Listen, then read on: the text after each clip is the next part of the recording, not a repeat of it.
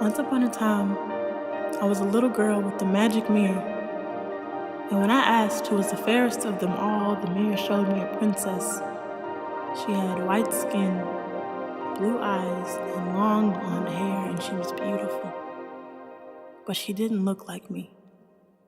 You see, they almost never do.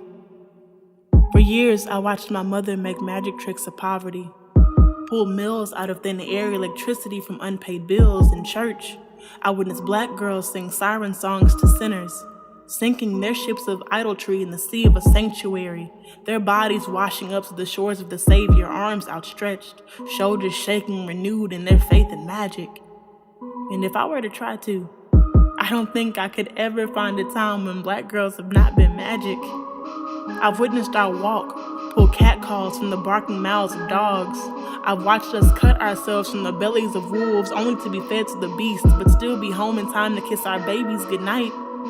I have watched us shout even after our voices have been ursulated from our throats, and believe me when I say that it is some type of witchcraft to scream in a quiet room and still have no one hear you, or to be the one black dot in a sea full of white and still have no one see you. It is no wonder people see our beauty as a myth, our strength as a fairy tale, our culture a fictitious story to be told over and over again, passed down and tossed around, molded by whoever speaks the loudest. It doesn't matter if it's not accurate.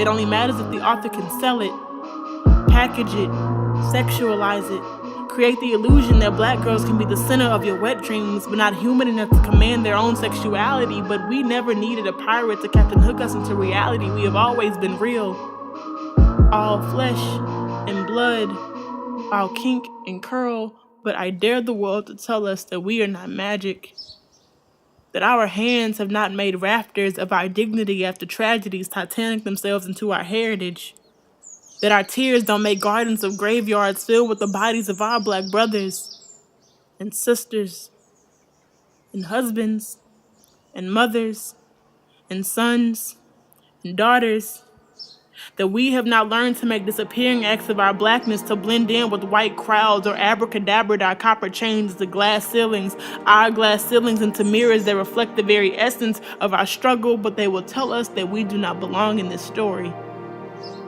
that we were never made to sing with the birds, only croak with the frogs, that these fairy tales were not meant for us, that crowns don't fit over afros or bantu knots, or that castles were not made to house the width of our hips and the depth of our soul. But if magic is the power of apparently influencing the course of events by using mysterious or supernatural forces, then how can the world go on like Cleopatra did and conquer kings and command kingdoms?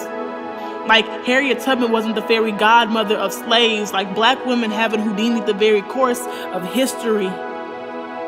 Like our existence isn't the exact definition of magic. We have made princes and kings of the boys and men society have deemed street rats, yet the title genie doesn't belong to us.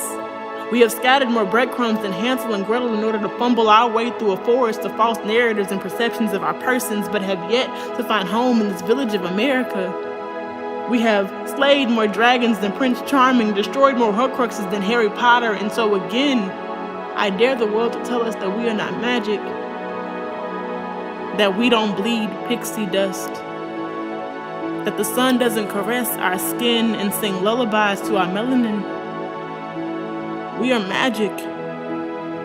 We are witchcraft, fairy tale, fable. We are everything the world has told us that we could never be.